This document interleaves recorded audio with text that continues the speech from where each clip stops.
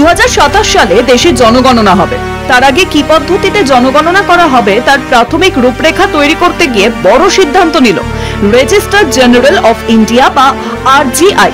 সূত্রের খবর, রূপরেখা তৈরি করতে গিয়ে আরজিআই স্থির করেছে যে তারা দেশের সব বিল্ডিং এর জিও ট্যাগিং করবে। কোনো কিছুর সঠিক অবস্থান কোথায় তা জানার জন্য অক্ষাংশ ও দ্রাঘিমাংশে সংযুক্ত করা হয়। যেহেতু জনগণনা পরিচালিত হবে ডিজিটাল মোডে, তাই অত্যাধুনিক প্রযুক্তিকে কাজে লাগিয়ে দেশের সর্বত্র অবস্থিত বাসস্থানের জিও ট্যাগিং করতে কোনো অসুবিধা হবে না, এমনই মত বিশেষজ্ঞদের। ডিজিটাল লেআউট ম্যাপিং বা ডিএলএম এর মাধ্যমে করা হবে ওই জিও ট্যাগিং এর ব্যবস্থা। এর ধাপে রয়েছে হাউস লিস্টিং অফ ব্লকস বা HLB এবং হাউস লিস্টিং অপারেশন।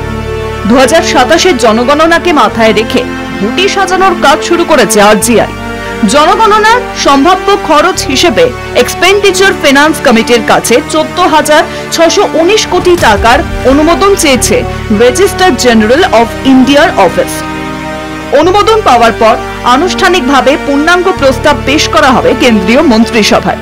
সেখান থেকে সবুজ সংকেত পেলে আনুষ্ঠানিকভাবে কাজ শুরু করবে আরজিআই। দুটি পূর্ব পরিচালিত হবে জনগণনার কাজ বলে সূত্রের খবর। বাড়ি বাড়ি গিয়ে দেশের নাগরিকদের তথ্য সংগ্রহ করবে সরকারি আধিকারিকরা। প্রায় 35 লক্ষ সরকারি কর্মী সারা দেশে বাড়ি বাড়ি গিয়ে জনগণনার কাজ করবে। জিও ট্যাগিং এর কাজেও তারা সক্রিয়ভাবে অংশগ্রহণ করবে।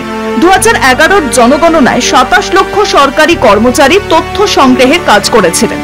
প্রধানমন্ত্রী আবাস যোজনায় দেশের শহর ও গ্রামাঞ্চলে নির্মিত বাড়িগুলির জিও ট্যাগিং এর কাজ অনেক আগে থেকেই শুরু করেছে কেন্দ্রীয় সরকার। কলকাতা টিভি।